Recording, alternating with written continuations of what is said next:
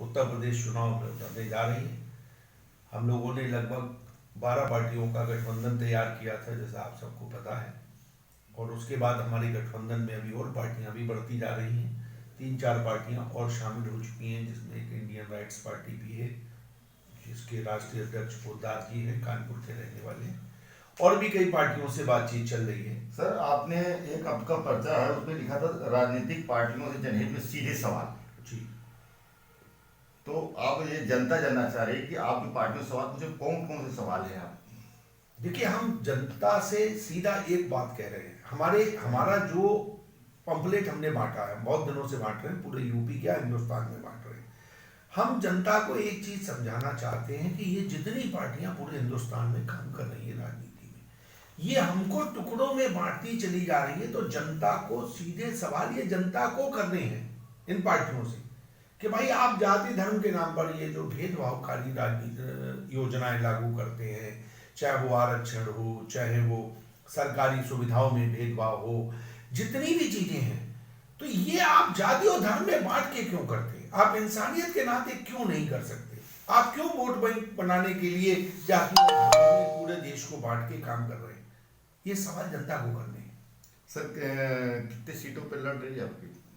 देखिए, हम लोगों का अब चूंकि गठबंधन हो चुका है, अब हम अकेले ये फैसला तो नहीं ले सकते कि कितनी सीटों पे हम लड़ाएंगे।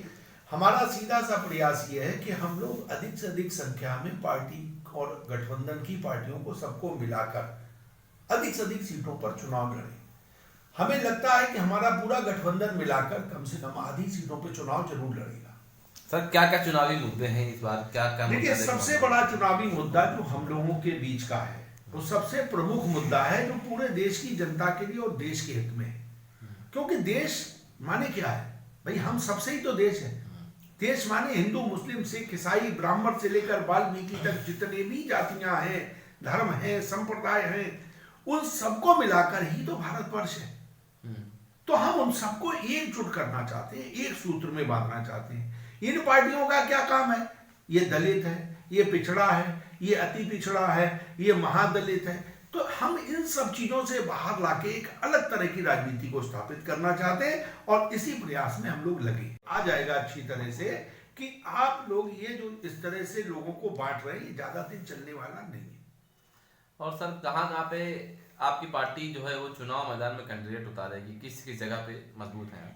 देखिए, हमने अभी हमारी पार्टी का जहां तक सवाल है, हम कानपुर में भी उतार रहे हैं, हम लखनऊ में भी उतार रहे हैं, हम गाजियाबाद में भी उतार रहे हैं, फर्रुखाबाद में भी उतार रहे हैं, कन्नौज में भी उतार रहे हैं, बहुत सारी जगह पे उतार रहे हैं। मैंने आपसे क्या कहा, चूंकि हमारा गठबंधन हो गया है और उस गठबंधन का संयोजक भी मैं हूं, तो उस नाते मेरा दायित्व बन गया है कि हम पहले अपनी और साथियों की भी लिस्ट लेंगे, और कहीं कहीं हो सकता है हमें अपना दावा छोड़ना भी पड़े, तो हम उसके लिए तैयार हैं। अच्छा, आपने गठबंधन की बात की, तो क्या कोई बड़ा दल भी आपके गठबंधन में शामिल होगा कि ये छोटे छोटे दल शामिल? देखिए, बड़े दल के लोगों ने, मैं बिल्कुल झूठ नहीं बोलना चाहूंगा, बड़े दल के कई दलों की तरफ से हमारे पास इनडायरेक्टली ऑफर आए हैं गठबंधन के। लेकिन समस्या वही है कि जो बड़े दल हैं हिंदुस्तान के अंदर, वो केवल जाति धर्म की राजनीति में लिप्त हैं।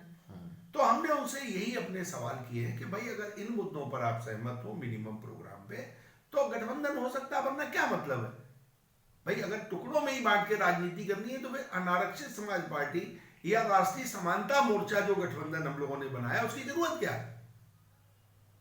उसके लिए तो बहुत सारी पार्टियां पहले से देश में। चलिए, ठीक है सर। 4 मिनट बहुत 5 मिनट कर दो।